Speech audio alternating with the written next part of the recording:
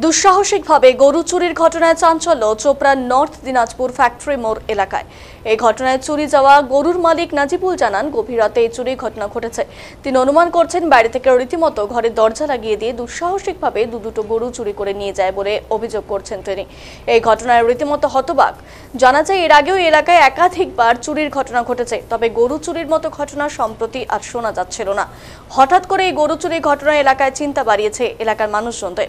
এই বিষয়ে পরিবারের লোকজন আরো জানান, এই এলাকায় একই রাতে আরো 4 জায়গায় চুরির ঘটনা ঘটেছে।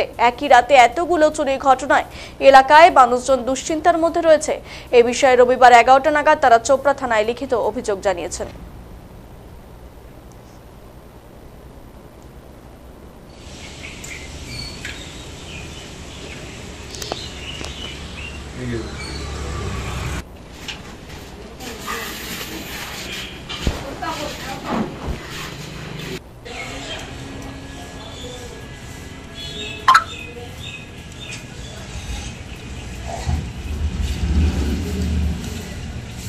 বলছি, কি হয়েছে ঘটনা? বাড়িতে একটা সময় চুরি হয়েছে। কি চুরি হয়েছে? গরু চুরি। কটা গরু? দুটা গরু। কি মনে করছেন, কারা নিয়েছে গরু? এবারে রাত্রিবেলায় একটা পিক আপ এখানে দাঁড়াইছিল মোড়ের মধ্যে, আর 4টা বাইক ছিল। তো আমি জানি যে রাত্রিবেলায় এরকম তো ঘোরাঘুরি করে আমি আর ফলো করিনি।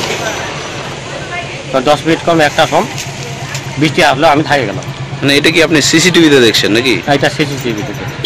আচ্ছা, তারপর আমরা ঘুরে গেছি, বাইরে থেকে গেট লাগাই দিয়েছে। মানে আপনার গেট লাগা দিয়েছে? হ্যাঁ, বাইরে থেকে দরজাগুলো বন্ধ করে দিয়েছে। আচ্ছা, আপনারা কখন টের পেলেন গরু চুরি হয়েছে? একটা পরে টের পাইছি। রাতেই? রাতে না দিনে? না, রাত্রেই। আড়াইটা দেখছি গরু নেই। আচ্ছা, থানায় অভিযোগ? হ্যাঁ, থানায় অভিযোগ দিয়া।